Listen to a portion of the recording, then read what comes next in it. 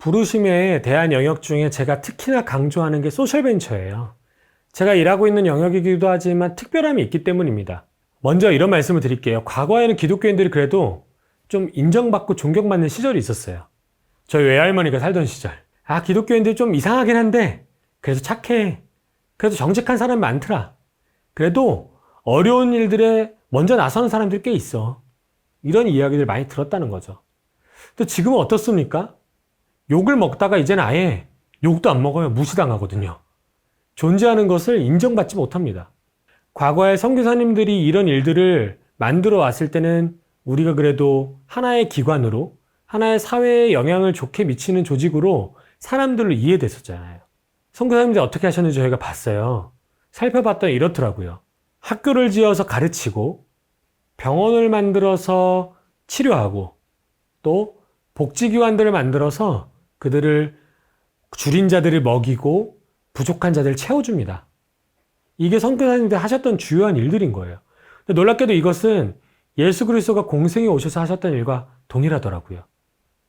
먹이고 고치고 가르치는 거.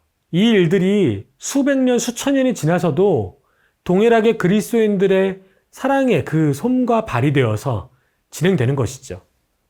근데 문제가 뭡니까? 지금 2021년에는요.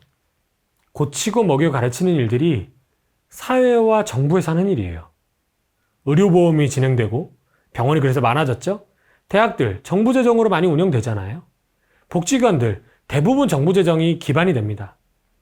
그럼 지금 그리스도인들은 뭐 하고 있냐는 거죠. 어떤 방식으로 우리는 고치고 가르치고 먹이고 있습니까? 우리에게, 특히 청년들에게 새로운 기관은 무엇입니까? 학교와 병원과 사회복지기관이 끝났다면 이 시대에 맞는 우리 기관은 무엇입니까? 저는 그게 가장 파워풀한 기관, 가장 이 시대에 힘이 센 기관인 기업이 되어야 된다고 생각한다는 거죠. 모든 기업이 그렇게 살기는 어렵습니다. 그래서 여기에 특화된 기업 조직인 소셜벤처를 추천드리게 되는 것이죠. 소셜벤처 사례를 몇 가지 말씀드리겠습니다. LAR, Look Around의 약자인데요. 이 회사를 만든 친구는 미국에서 공부하고 또 미국에 있는 패션 회사에서 MD로 활동하던 잘 나가던 친구였어요. 괜찮은 삶이었고 그다지 그 살아가는 과정들 중에 어려움이 없었다고 합니다. 그러다 어느 날 몸이 좀 안 좋고 본인에게 어려운 일들이 반복되면서 외로움을 느끼고 와, 이건 정말 도와줄 사람이 아무도 없구나 라는 순간을 경험하게 되죠. 사실은 부모님도 한국에 잘 계시고 또 경제적인 형편도 좋아서 지원해 줄 수 있는 분인데 그럼에도 불구하고 자신이 이렇게 어려움을 겪게 된다는 사실을 알게 되면서 나 말고 진짜 어려운 사람들 얼마나 힘들까 이런 생각을 처음 하게 되는 겁니다. 이거를 본인이 표현한 게 주위를 둘러보다 Look Around예요. 우리는 우리의 삶에 매몰되어 있습니다. 내일이 너무나 바쁘고 내일이 너무나 어렵고 고통스러워서 내일 하나하나를 챙기는 데만 하더라도 너무 많은 신경이 쏠리게 되죠. 그래서 다른 이들에게 관심이 없습니다. 근데 이 개호석 대표라는 이 친구가 원하는 거는요. 우리가 그렇게 빠른 걸음을 걷다가 조금은 발걸음을 늦추고 때로는 한번 서서 우리의 발자취가 어디로 이어지는지 좀 보면 좋겠다는 겁니다. 혹시 낙오되어 있는 사람은 없는지, 넘어져 있는 사람은 없는지, 그리고 내 앞길을 먼저 가신 예수 그리스도의 발걸음은 어디로 향하고 있는지 이것에 대해서 우리가 한번 살펴볼 만한 시간이 필요하지 않느냐라는 것입니다. 이 개호석 대표가 가장 먼저 하고자 했던 일은 환경에 대한 것이에요. 본인이 패션에서 일했기 때문에 얼마나 많은 옷들과 신발과 이런 가방들이 버려지는지 알게 있었죠. 이게 자꾸 버려지니까 환경은 점점 더 오염되고 그런데 사람은 새로운 상품, 더 이쁜 거 이걸 지속적으로 찾더라는 거예요. 그래서 어떻게 하면 환경 부담을 훨씬 줄일 수 있는 상품을 만들까? 친환경 소재로 제품을 만들 수 있을까 고민하기 시작했고 신발 영역에 도전하게 됩니다. 한국인은 평균 연간 4켤레, 물론 실내화나 슬리퍼까지 포함한 겁니다만 4켤레 정도의 신발을 새로 삽니다. 그러면 4켤레 정도 버려지겠죠? 이렇게 신발들이 순환되면서 연간 2억 켤레가 한국에서만 버려집니다.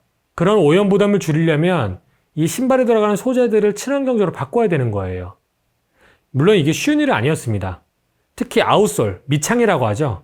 바깥창 같은 경우에는 한국에 아직 친환경 방법으로 만들 수 있는 기술이 없었어요.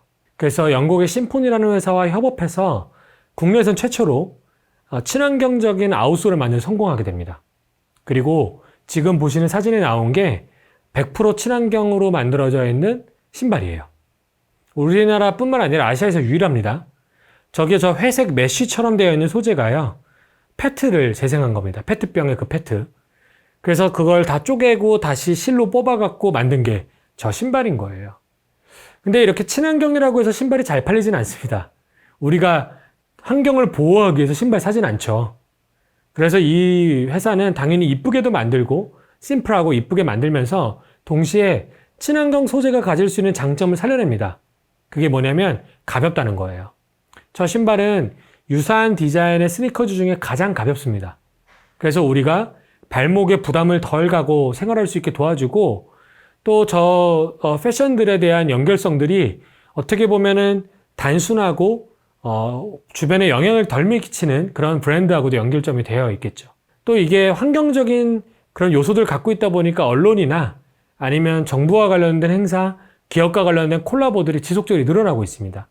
이렇게 우리는 좋은 일을 하되 그 일들이 얼마나 많은 고객들에게 만족스러운지에 대해서도 고민할 필요가 있겠습니다. 또 노을이라는 회사가 있죠. 소셜벤처에 지금 제일 잘 나가는 3대장을 얘기하라고 하면 그 중에 들어가는 회사입니다. 또 글로벌에서 가장 주목하는 한국 회사 중에 하나죠. 여기는 창업자가 아프리카 지역에서 보건학 박사를 하고 거기에서 어떻게 보건을 좀 더 낫게 만들 것인지를 고민하던 분이에요. 그러다가 수많은 사람이 말라리아로 죽어가고 있다는 사실을 알게 되죠. 실제로 지금도 1억 명에서 2억 명 정도가 말라리아에 걸리고 고통받게 되고요. 그 중에서 많게는 수백만 명이 말라리아로 인한 혹은 그 합병증으로 인해서 돌아간다고 얘기하고 있습니다. 근데 문제는 뭐냐면 약이 없는 건 아니에요.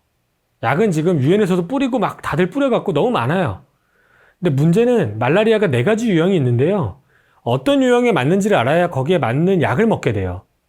근데 이런 말라리아 자체에 대한 진단, 말라리아 유형에 대한 진단에 있어서 그 진단되는 과정이 그렇게 수월치 않다는 겁니다. 생각해 보십시오.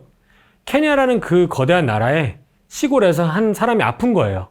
아무래도 말라리아인 것 같은데 말라리아 약을 처방받으려면 진단이 되어야겠죠. 의사를 호출합니다. 그럼 하루 이틀 걸려서 도시에서 의사가 와요. 피를 뽑습니다. 진단해봤는데 피를 뽑은 걸 한번 돌려봐야 확실하게 알 수 있다고 얘기해요. 피가 꽁꽁 쌓여갖고 대도시로 갑니다. 대도시에 있는 그것을 검사할 수 있는 조직으로 옮겨지고요. 거기에서 며칠에 걸려서 검사를 받게 되죠. 그리고 말라리아 A형이야 라고 해서 A형 약을 가지고 출발하면요. 이게 짧게는 왔다 갔다 하는 것과 다 포함해서 2주, 길게는 6주까지 걸리면서 이미 약이 도착되어 있을 때 그분은 죽어 있습니다. 이게 말라리아와 관련된 현재의 상황이라는 거예요. 이게 말이 되냐는 겁니다. 아니, 우리는 약이 있는데 심지어. 근데 사람들이 죽어가고 있다는 사실이 너무나 안타까운 거예요. 어떻게 하면 진단하게 할 수 있을까? 좀 더 빠르게 그것을 알게 되어서 사람들을 좀 더 낫게 치료받게 도와줄 수 있을까? 그래서 모든 사람들이 불가능할 거라고 했던 도전을 시작합니다. 어떻게 하는 거냐면 피를 뽑아서요. 키트에다 넣으면 그 키트가 고체 염색을 해서 현미경으로 쳐다보는 겁니다. 요즘 스마트폰도 좋아지고 하면서 광학이 굉장히 좋아졌잖아요. 현미경으로 보고 그 안에 움직이는 것들을 보면서 AI가 판독하는 거예요. 이건 말라리아 A형이다. 말라리아 B형이다. 이런 방식을 통해서 원래는 2주 이상이 걸렸던 그 프로세스를 15분 만에 해결해 버립니다. 개발도상국은요, 여러 가지 물자가 부족하지만 동시에 전문인들이 부족해요. 의사라는 사람들을 키워낼 만한 그 기간도 그 에너지도 부족하죠. 그런데 그런 사람들이 진단하고 처방할 수 있는 과정을 AI가 대체하는 겁니다. 굉장히 유용하겠죠. 이 일들이 알려지면서 빌 게이츠 재단에서 가장 주목하고 있는 사업 중에 하나로 꼽히기도 합니다. 그리고 얼마 전에 굉장히 기쁜 소식이 있었죠. 이 회사의 기술이 완성되어서 임상실험도 끝나고 이제 판매가 시작되었습니다. 아마 이 기업은 내년쯤이면 상장이나 이런 것들을 도전하면서 본인들의 그 빠른 성장들을 더 많은 사람에게 나누기 위한 시도를 하게 될 것으로 보여집니다. 이렇게 소셜벤처라고 하는 것은요, 간단하게 앞에서 보셨던 신발 같은 우리 일상생활을 만날 수 있는 것부터 전 세계적 문제를 해결하기 위한 그런 새로운 혁신적인 솔루션까지 모두 다 펼쳐져 있습니다.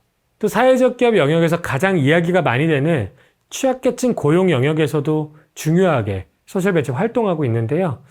이 기업은 저희가 만날 때 굉장히 신기하게 만났어요. 소개를 받고 만났는데 대뜸 저를 보자마자 저는 보육원 출신입니다 라고 얘기하는 거예요. 당황스럽죠. 저는 제가 만나는 청년들 중에 절반은 다 어려운 형편에서 만나요. 때문에 그것을 너무 내세우는 것을 썩 좋아하지 않습니다. 처음에 약간 경계했는데요. 이야기를 들어보니 자신은 직장도 있었고 결혼도 한 보육원 출신의 친구 중에 가장 잘 나가는 그 그룹 중에 한 명이었다는 겁니다. 하나님이 지속적으로 그 친구에게 자신의 동생들을 돌봐라. 이제 보육원에 막 나와서 방황하고 있는 친구들 좀 돌보라는 얘기를 하셨고 가혹한 이야기로 받아들여졌다는 겁니다. 아니 나는 이제 겨우 살만한데 저렇게 평범하고 평안하게 사는 사람들에게 시키십시오. 왜 이제 와서 나에게 이것을 짐을 지우십니까? 너무 가혹하지 않습니까? 그런데 어느 날 가인과 아벨의 설교를 듣게 됩니다. 그 반발하는 과정 속에서 가인과 아벨의 이야기 아시죠? 가인이 아벨을 죽이고 돌아섰을 때 하나님 질문하십니다. 가인아, 아벨, 내 아우 아벨 어디 있느냐? 가인이 모릅니다 라고 대답하죠. 다시 질문하시죠. 가인아, 내 아벨은 어디 있느냐? 가인이 대답하죠. 모릅니다. 내가 내 아우를 지키는 자이니까. 그 장면이 본인과 비슷하게 느껴졌던 겁니다. 아우들이 그냥 두면 죽어가는 거 알면서도 그들의 그 과정들을 이해하면서도 자신이 좀 더 안락하고자 자신이 지금 이제 막 맞이한 이 기쁨들을 지켜내고자 그것을 무던히도 쫓아냈던 것이죠. 그때 자복합니다. 내가 아우를 지키는 자가 되겠습니다. 그래서 저를 만날 때 비즈니스 모델도 없이 회사 이름만 갖고 왔어요. 브라더스 키퍼, 아우를 지키는 자라는 이름입니다. 저는 이 이야기를 다 듣고 나서 이렇게 생각했습니다. 내가 꼭 그렇게 지금도 그렇게 딱 100% 생각하진 않습니다만 내가 이 친구를 세워주기 위해 이 자리까지 온 게 아닐까? 이런 기업이 하나쯤은 있어야 되는 것이고 이런 기업에 투자해주겠다라는 투자자가 한 명쯤은 필요한 거 아닐까? 그래서 사실은 신앙이 없는 저희 심사역들을 설득해서 이 회사에 아이템이 없는 상황에서 투자를 확증하게 됩니다. 그리고 그 뒤에 좋은 사람들을 만나고 같이 논의하면서 저렇게 벽면 녹화라고 하죠. 이니스프리 저 간판에 있는 저 식물들 다 살아있는 식물입니다. 저게 우리나라의 가혹한 여름과 겨울을 나면서 많이 죽어요. 그래서 저기 기술이 많이 필요합니다.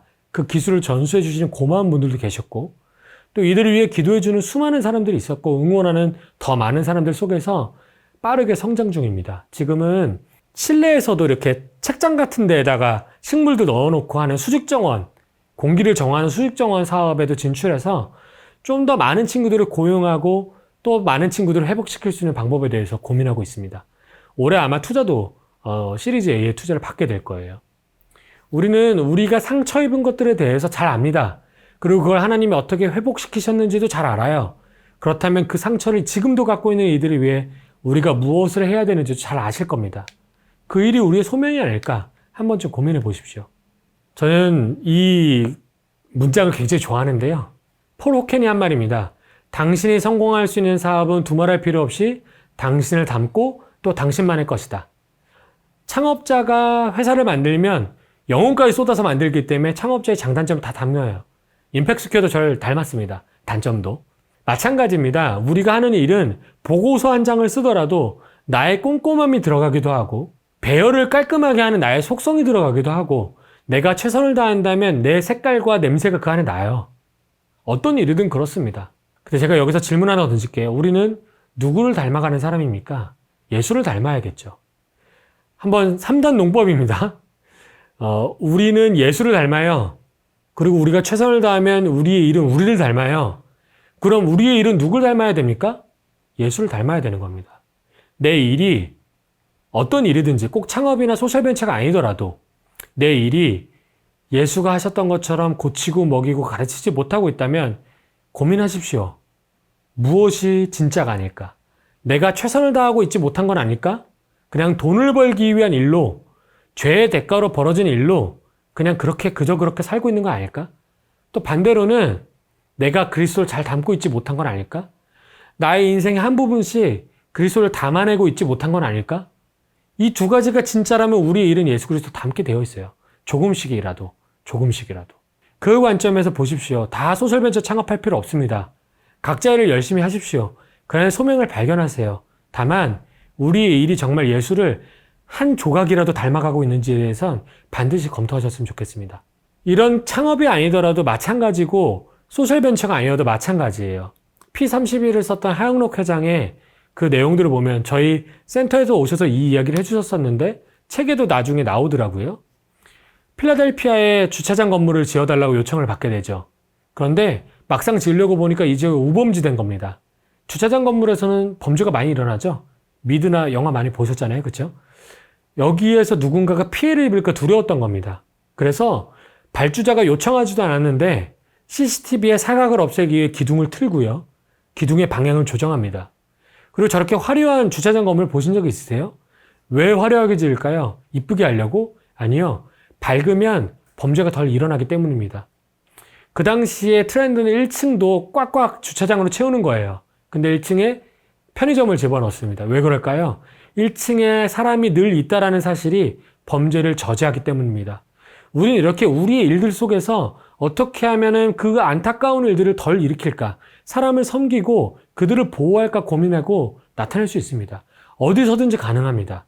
그 일들을 수행하는 것이 소명서로 사는 것. 꼭 창업, 꼭 소셜벤처? 그렇지 않아도 됩니다. 어떤 영역이든 가능하시다는 거예요. 마지막 질문입니다. 전 시작할 때도 끝날 때도 늘 이 질문을 드립니다. 오늘 고생하셨죠? 혹 오늘은 쉬는 날이라면 어제 고생하셨죠? 우리의 고객은 나에게 엉뚱한 화를 내고 있고 나의 상사는 부당하게 나에게 일을 시키는 것 같고 나는 왜 내 일을 잘하지 못할까 괴롭습니다. 그 늘상의 괴로움은 도대체 하나님과 무슨 관련이 있습니까? 그게 하나님과 관련 없이 돈만 관련이 있다면 그 일은 정말 가치 있는 일입니까? 하나님과 어떻게 관련이 있는지 찾지 못하신다면 우리의 삶은 가치 있어지지 않습니다. 매일 질문 던지십시오. 내가 괴로워진다면 이 괴로움이 하나님과 무슨 상관이 있는지, 그래서 나의 일이 하나님이 태초에 하셨던 그 일에 동역하는 것으로 잘 자리 잡아 가고 있는지에 대해서 질문하십시오. 그게 우리가 부르심과 소명, 그리고 우리의 삶에 대해서 고민하는 가장 중요한 자세라고 말씀드리겠습니다. 감사합니다.